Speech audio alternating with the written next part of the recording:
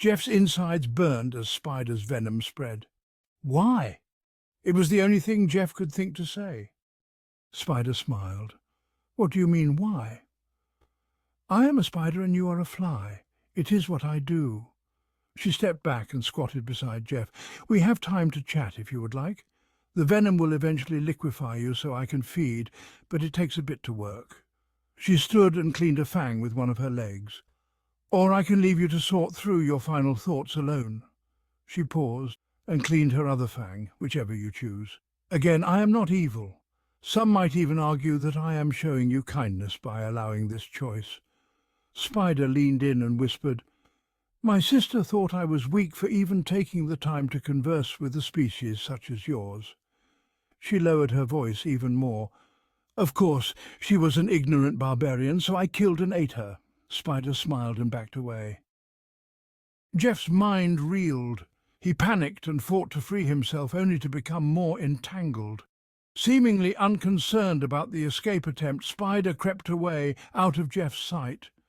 The vibrations played for several seconds as she crawled along the array, then they stopped.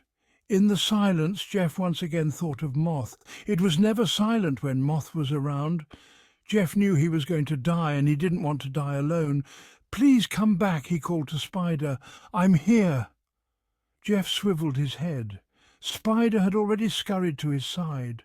Liquid oozed from her needle-point fangs. Streaks of light red mixed with the liquid's milky colour. He couldn't tell if it was her venom or his insides.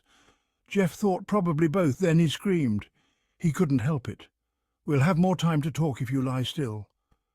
Spider slipped behind him. Here, this will help. Jeff gasped as her silk constricted around his wings and legs.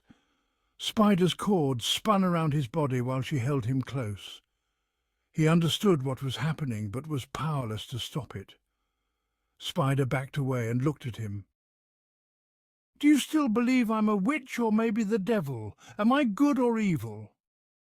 Jeff, woozy from the effects of Spider's venom and exhausted from trying to free himself, turned to her. Why? He struggled to speak as his body began shutting down. I've already told you why.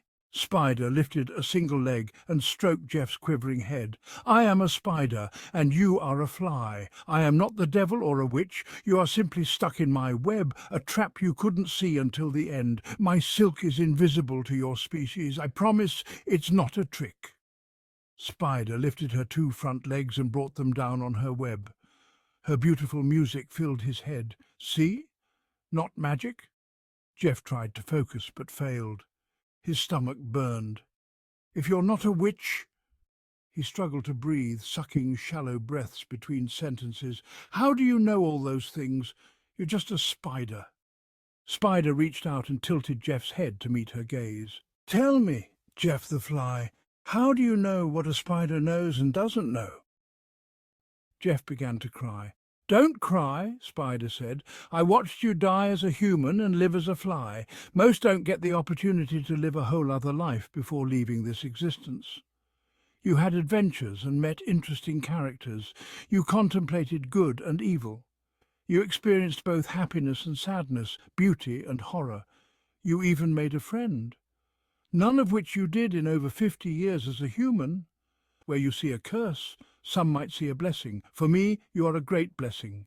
You enjoyed the music I made for you. You have provided me with pleasant company, and now you will provide me food. Pain tore through Jeff's abdomen as Spider wrapped a long leg around his neck and began to feed. Through the pain, he thought about his friends Moth and Cockroach. Jeff wondered if they were watching he and Spider dance as she held him close, just like the story Cockroach told about the other fly. Before he died again, a peculiar thought crossed Jeff's little fly mind. The best friend he ever had was a moth.